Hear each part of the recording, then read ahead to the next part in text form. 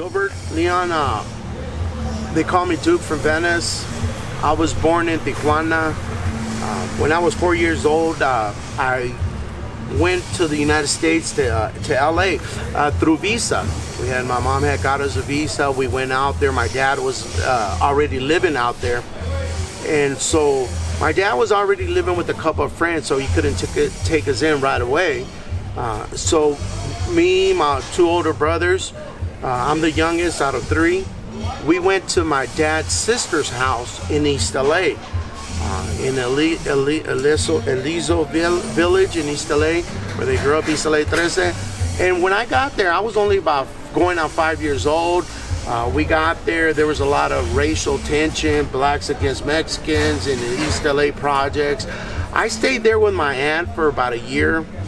My dad finally got a place for us in Venice, California. It was hard for us because we didn't know how to speak English. A lot of times we were discriminated by my older homeboys. During that time, I was stating that during that time it was when the word wetback was real common. It wasn't an illegal alien or anything of that nature. It was a wetback. That was their common word for people that were illegal aliens, what the new word is. So we're called wetbacks. A lot of times, even now that I know the older homeboys, I knew they would throw rocks at us because we were Hispanic, we're a Mexican family. As I grew up in Venice, I started seeing the homies like on the corners with their lowriders, the way they were dressed with the white shirt, their khakis. So drinking. I think it's important to know when you say the older homies, they're very old because you're 50 something, right? Yeah, I'm 54. So when I was about 5, they might have been 16, 17. Now, those that are still alive would be like 65, in between 65 to 70. And during that time, you had a lot of people that were their parents or grandparents were Mexican, but yet they were born over there. They were Chicanos or say pochos, real pochos that were already there, so they felt Americanized. They felt better than the regular Mexicans like us. Like half of our barrio is from Mexico, whether Michoacan, Jalisco, Tijuana, different parts of Mexico.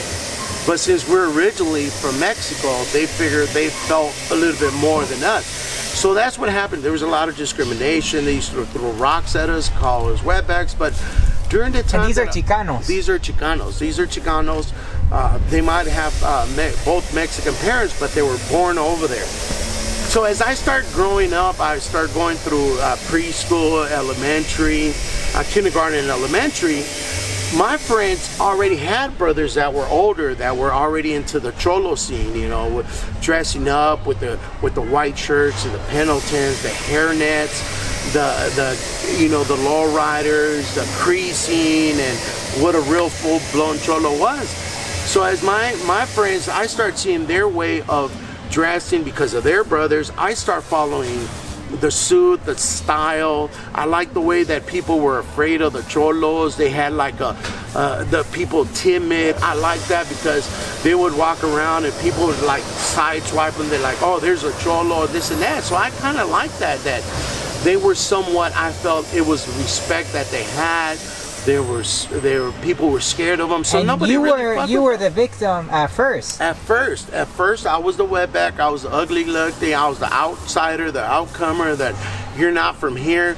So after a while, I hang around with my friends. I start knowing their brothers and their brothers' friends. So now I found, I start kind of identifying what the cholos are, or the homies, or the barrio.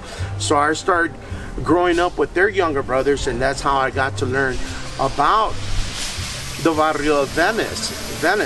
So as I start going into 5th grade, 6th grade, I was already trying to be a cholo. My first nickname was Fat Boy. I'm in the 4th, 5th grade, and I felt Panzon or Fat Boy was my nickname. And my older brothers already were 6th, 7th grade. They start knowing some of the homeboys. My older brother didn't really get into the cholo or the barrio, but he used to fight them a lot because they would try to beat him up or they try to run around. So a lot of homeboys, he didn't bow down or he would fight them. So they knew that he had what we call heart. He wasn't going to be bullied, what the new word is. So they start knowing him. My middle brother, he just passed away last month, but he grew up more like hanging around with the homies.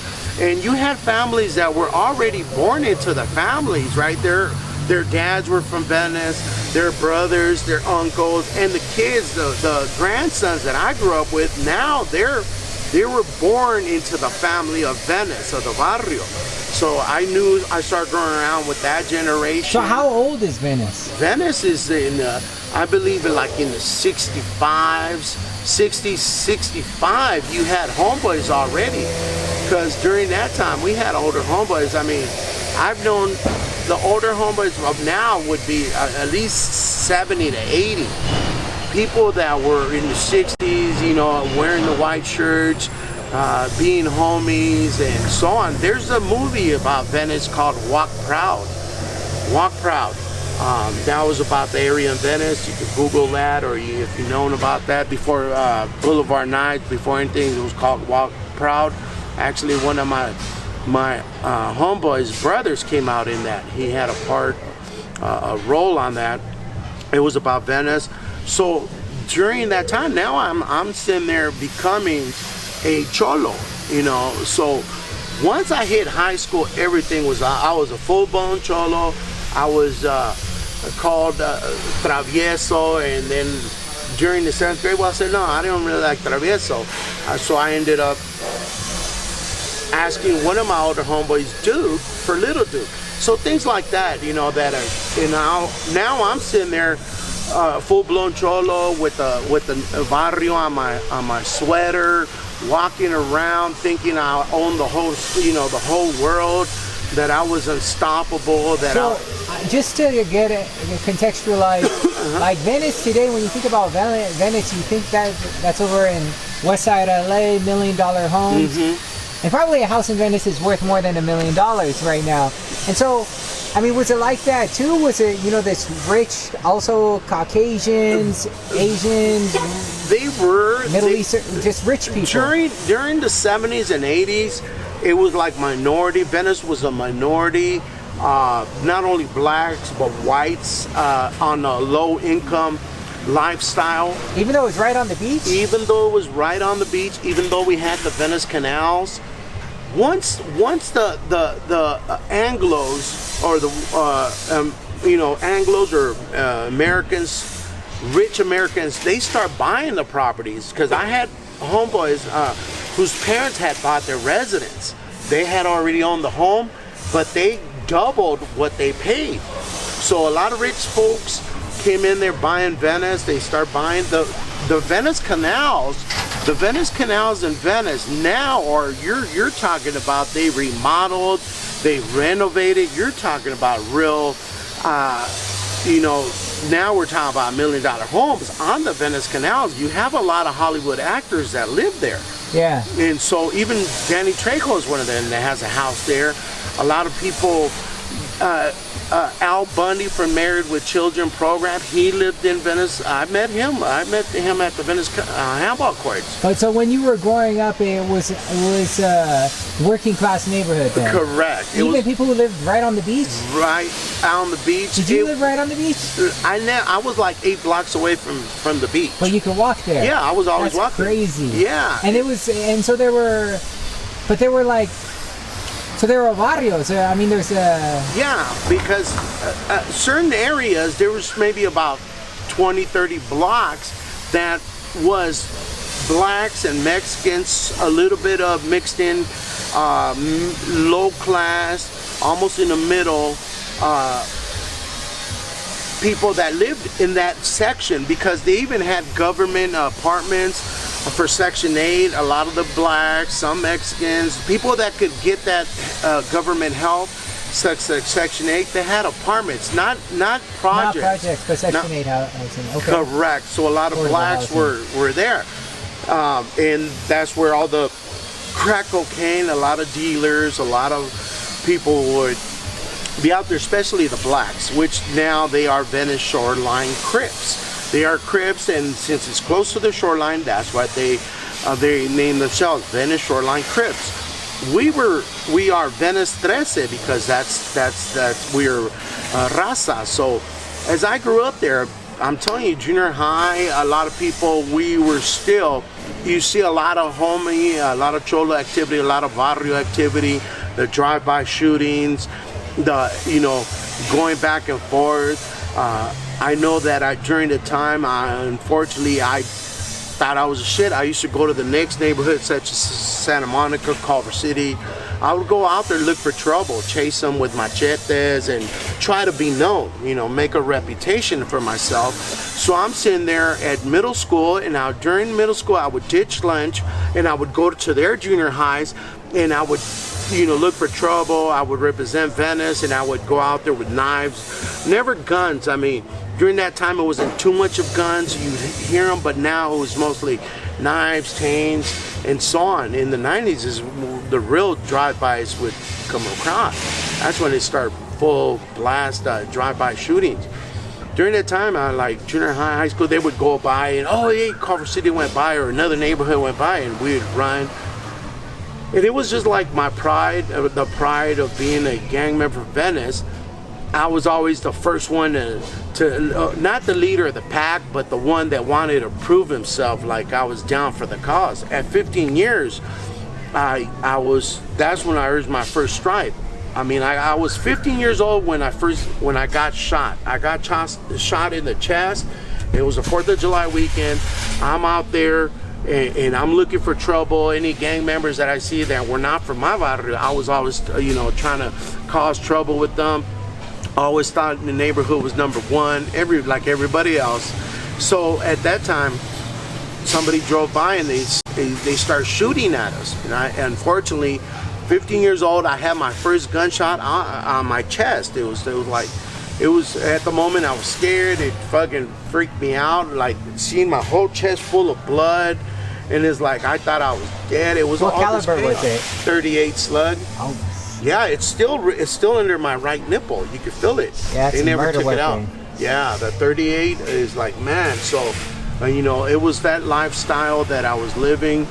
19 years old, I got stabbed in the back because I was always looking for trouble. I was always representing Venice. I always thought, hey, we're number one, and wherever chaos, I could cause chaos or represent my barrio. 19 years old, I was going to this record shop, and I seen two cholos, so I was like, hey, this is Venice, representing, talking shit, and we're number one, and we start getting into it. One guy pulled out from Culver City, pulled out a knife, stabbed my homeboy, and then turned around and stabbed me. I mean, you guys were unarmed at this point. At that time, we were unarmed. We never saw the second dude because I was fighting one dude, but since I was drunk, he was getting the best of me. My buddy came and grabbed him, took him off me, and then that other buddy just came out of nowhere and stabbed him with a buck knife. My buddy fell, and he was in critical condition. What saved me that I had a little bit of layer of fat, because that stabbing was going straight to my kidney or my lung. So that was good that you were fat. Yeah, that's what the doctor said. The doctor stuck a Q-tip, one of those long Q-tips, stuck it in the hole, the knife hole, and he measured it was a four-finger dent that fucking buck knife caused. And you had 4 inches of fat. About like that, because I was fat. That's what saved me. And my boy didn't. He lost a kidney. He was in critical condition. I went through it was just chaos, because that's a lifestyle a cholo will have to go through. Either jail time, you get shot. You're in there either for attempted murder because you're gangbanging. If you make it, if you're not, maybe you didn't catch, you had bad luck, you got caught, they killed you. I lost a lot of good friends. 15 years old, I lost a friend who was killed by a rival gang. So as I was growing up, I see that during summertime, everything was on. It was a time for war. It was like we knew summertime, somebody was going to get killed or somebody was going to kill somebody, and that was going to be it. It was like summertime's here, let's go gangbang, let's drink, party, and that was the thing to do. So, I lost a lot of good friends. summertime was the time I got shot. 2 weeks later, we were at war with Culver City, so one of my friend's brother got shot, and it seemed like he had got shot in the chest too, but unfortunately he got shot in the heart, went through him. His sisters got shot, because during that time you have 1 o'clock, 12 o'clock, people are driving by each other's neighborhood shooting up each other just to make a name, to represent their neighborhood. So that's a lifestyle of a cholo, a gang member, in whatever barrio. We all know it. We all live and chose to live that lifestyle, just to make a name, to have a reputation, the lifestyle of having it with the oldies, I'm the shit, I get respected, and I'm well known, and stuff like that, because at times they knew who I was. They say, hey, whenever you see Duke, kill his ass, right? They used to call my mom, tell her they were gonna kill me, and I used to tell motherfucker, well, you have my number, I'll wait for you on the corner. And just like a dummy, everybody, I grab my dad's 38 and I go in the corner waiting at the liquor store for people that said they wanted to kill me. I'll wait for you on the corner.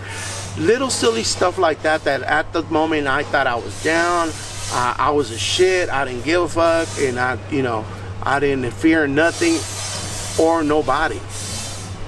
That's the mentality I grew up with during that time. So, I mean, easily I could have got pulled over by a cop, found the gun, or they could have came by and we could have shot each other up. Although those are mistakes I don't regret, but it's like, man, I don't see how foolish I was during that time, because it was foolishness. I mean, I just thank God that those 2 times that I was near death, no, I didn't die. During the time I shot at people, I didn't kill, because I looked for them in the newspaper. I've shot at people broad daylight. The time they stabbed me, I was fighting them, and the dude pulled out a knife, and I told him, drop the knife, let's go toe-to-toe like men, I ain't got no knife, I ain't got no gun, let's go toe-to-toe. The guy didn't want to drop the knife, so he's trying to stab me in my stomach. He's throwing me filerazos. He's like this, and I just threw him on my elbow. I said, fuck that, I'd rather lose an elbow or a finger than hit me in the intestines, because it's a wrap right there, right? Yeah. If you get stabbed in the stomach and you lose an intestine, or you might have internal bleeding. So I figured, fuck that, I'd rather get stitches. I was throwing my elbows, trying to block the thing, and then I took off. My buddy came around, he was looking for me, and he had a .22, a gun, and it was about 3 p.m. So I was fired up. I was like, fuck, you try to kill me. I finally made it to high school, but I could play football. I love playing football, and since I'm heavy, and during the time I really wanted to get into the Venice High School Gondoliers football team. And I try to keep my grades at least to a C average, a C plus, so I could be part. I remember the coaches from Venice High School used to go out and scout and tell me, you're going to be good. I want you to play football with us, but you got to keep your grades up. During that time, I was the homie. I was the cholo. I was from the barrio too, but I love playing ball. So once I got to high school, I try to keep my grades up, but I was still like coming in late or ditching, or I started I met my first son's mother. She came from San Diego, from the Logan del Sol area, and she had moved to Venice. Her dad was a master engineer, worked for McDonnell Douglas. They developed the Apache helicopter. I met her when we were in the 10th grade. So we met in the 10th grade. I got her pregnant, and so with me, it was just like my 3 brothers, my mom, and my dad in a 1-bedroom house. We weren't in an economical stage where I could take her in. Her parents did. So my son was born. So you have an older son. How old is he? He's gone. He passed away about 3 years ago. Oh, okay. He got struck by 2 vehicles. So I met Gloria when I was in the 10th grade. She got pregnant. Her parents took her in. I stayed back in the barrio. I felt lonely because that was my first love. And so I got kicked out of high school because of my grades, because I was ditching. So I went to to a trade school. I went to a trade school so I could be responsible and help her out, you know, as a responsible parent, young parent, kids having kids. So I went to trade school and I learned how to do flooring. I was doing tile, I was doing linoleum, and one of the teachers there, he liked helping the homies out, and he was a teacher teaching flooring. So he left teaching to open up his company, remodeling company. So he hired me. He knew that I was, you know, I was a gang member. He knew that that I had a kid, and he's the kind of person that was helping the homies. You know, he had love, or he had that I'll help you. You know, let me show you what I can learn. You can make some good money by having a good trade, doing flooring, doing remodeling, and I did, and so on, and I worked as a remodeling for a while. Like at 21, 22, I become an apprentice for kitchen cabinets. I was making kitchen cabinets in Marina Del Rey. I was doing laminate. Then I started doing arch doors and so on. There was a little trade that I developed thanks to this teacher he was an ex-heroin addict. So he was an ex-drug addict trying to help the next person that was a drug addict to leave that lifestyle, because he knew him and his wife were heroin addicts, but they were both teachers, right? So he let that go. He was willing and had a good heart to help the next man get out of drug addiction and live a good lifestyle with what his trade was. And so after that, I became an apprentice for doing kitchen cabinets. I worked there for a while. I was doing general construction. I was always in that, and so on, and until, you know, my partying and me, you know, okay, I'm working, I got money, I would go on the weekends and start drinking with the guys, and I would overdo it, because then coming the, you know, weekend was over, I was still drinking Monday and Tuesday, so I would go hungover or sometimes not show up, and it's like, wait, how come you didn't show up? And, you know, it was because I kept going on. I mean, I learned a lot of good trades out there: kitchen cabinet, doing flooring, hardwood flooring, remodeling, and so that helped me out to keep somewhat of a stable job. Actually, this guy named George Gonzalez was the man's name. Don't know if he's still alive or not. He helped a lot of homeboys out. He had a wood shop. We were making what they call something like antique, like a half lemon type of mirror, and we from a brand new stud, we would make it look antique. A lot of people in the States, you know, a lot of white people like that antique look, rustical look. So we were making lemons, you know, plant shelves and make them look antique. So we had at least 5 homeboys from Venice working for a wood shop. We ran a wood shop like this. I mean, the dude helped us learn how to use a chop saw, all the saws, all the heavy equipment, and we were running the wood shop. And it, you know, a couple homeboys went through there. Actually, it was, you know, 5, and then also some dude from 18th Street. But most of us, I mean, 5 dudes from Venice, homies. People like his clients would go in there, white people, you know, rich people would go in there and say, what you got all these bunch of cholos working, right? But it helped us because we wanted to have a good life, have a good job. Some of the guys, during that time, I had already split up with my old lady. I was gonna marry another girl that I grew up with in elementary, junior high.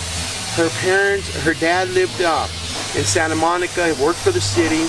He got into a big old accident. They gave him like $250,000 because he lost an eye, right? The city took care of him. He bought properties on the same street. He was a collector. He liked to collect and restore Impalas. So the mom had an Impala. The dad had a 63, and Irma, which I grew up with her since elementary, junior high, and high school, had her 64. and I was gonna marry her. I bought her wedding dress. At that time I was in Christian, right? And we were going to church. I had bought her a wedding dress, and everything was already set. I was already going to talk to the priest, you know. But during that time, now I had already got busted for the direct sales, the few crimes that I committed. So I was not eligible, even if I got an expungement or a pardon from Washington. They were not going to allow me to ever legalize in the United States. It was a wrap. Even if I would have married her, and I was going through that time to hire an attorney to fight my legal rights. He said, nah, you ain't got no chance. I'll be real. You're just going to give me the money. I'm not going to win your case. Even if you marry. How old were you at this point? At that time, I was about 26, 27. So you realized at that point it was a wrap. You were gonna have to come back to Mexico someday. Exactly. So I sure didn't want to give that lifestyle to Irma, and I sabotaged the wedding.